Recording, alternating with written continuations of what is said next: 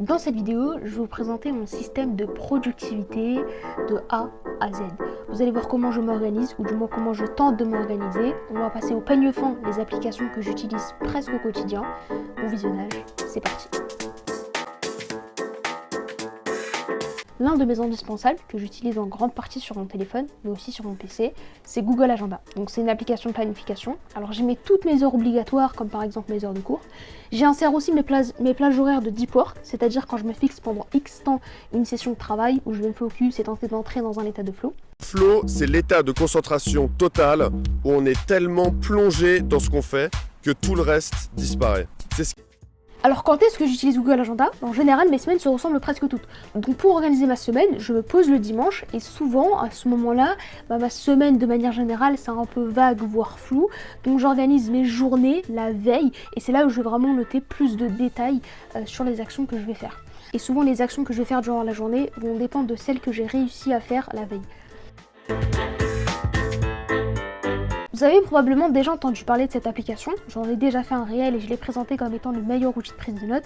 En fait dans cette application, chaque note est représentée par un point. Et chaque note est reliée par une autre note de la même manière que nos neurones sont reliés entre eux par des connexions synaptiques. Ce qui est bien avec l'application, c'est que tu peux la personnaliser comme tu veux et ranger tes notes comme tu veux. Donc souvent la base est la même et j'ai l'impression que tout le monde suit le même modèle, mais je trouve ça très sympa, voilà, je suis un peu le mouvement. Mais avant de passer à la partie usage, j'ai dû passer par une grosse case formation. Et j'ai pas pris de formation, j'ai surtout utilisé comme ressource YouTube, donc avec des vidéos et en anglais et en français. Et j'ai aussi lu quelques articles, mais principalement c'était YouTube. Encore un avantage, c'est que vos notes elles sont organisées et complètes. Mais l'inconvénient, même si c'est pas vraiment un inconvénient, eh bien c'est que prendre des notes sur un livre ça prend du temps. Mais comme l'a dit Elliot Meunier, prendre des notes ça prend du temps, mais ne pas en prendre c'est perdre son temps. J'utilise l'application Notes ou Apple Notes pour ceux qui ont un iPhone quand je ne suis pas chez moi. Dès que j'ai une idée qui me vient, je la note sur cette application. Et pendant un moment, j'avais un carnet de notes et je l'ai toujours, mais la plupart du temps, j'ai des idées qui me viennent quand je suis dans les transports et plonger la main dans mon sac pour prendre un stylo ou mon cahier, faut même pas y songer. Si déjà j'arrive à écrire convenablement sur mon téléphone, je vais pas en demander plus. Donc avec le temps, je me suis mise à ranger mes notes dans des dossiers que j'avais conçus exprès pour, et franchement, j'aime bien. J'aime bien! J'aime bien! En réalité, ça fait longtemps que j'ai créé mon compte Notion, mais à chaque fois, je prenais peur devant cette page blanche et je savais jamais par où commencer. Du coup, il y a un mois, voire plus, j'ai repris les choses en main. J'ai fait mon premier template Notion et mon propre template Notion et je suis passée par 3 étapes que j'ai partagées sur mon compte Instagram. Donc ces 3 étapes sont celles que je vous recommande pour vous lancer. Ça va vous permettre d'avoir une vision claire de ce qu'il y aura dans votre Notion. Et si vous n'avez pas le temps ou vous voulez pas faire votre propre Notion, je vous offre mon template, il est totalement gratuit et accessible 24 h sur 24, 7 jours sur 7.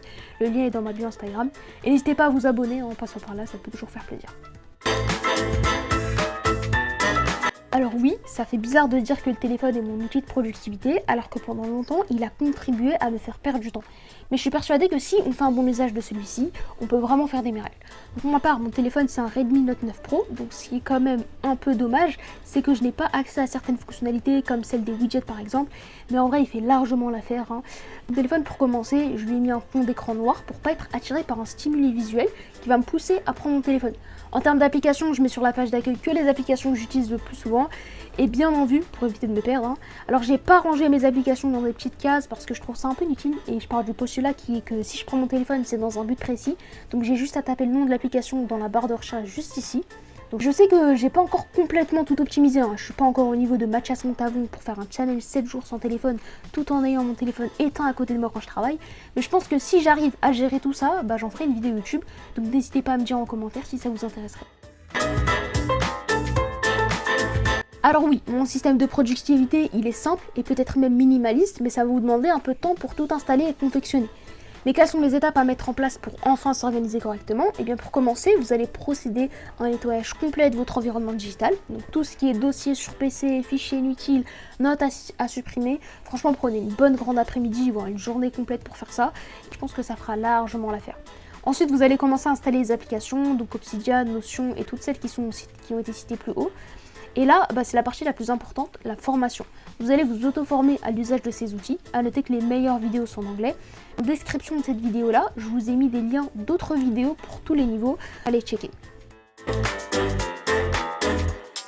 En bref, chacun a son propre système qui est adapté à ses besoins. Et dans cette vidéo, je vous ai présenté le mien, mais vous n'êtes pas obligé de le suivre à la lettre. Vous pouvez vous en inspirer ou me recopier sur certains points. Le but, c'est vraiment d'arrêter de glander et de passer à l'action le plus vite possible, parce qu'il n'y a que comme ça que vous pourrez échouer pour réussir. Ceci étant dit, c'est Amina. Ciao les amis.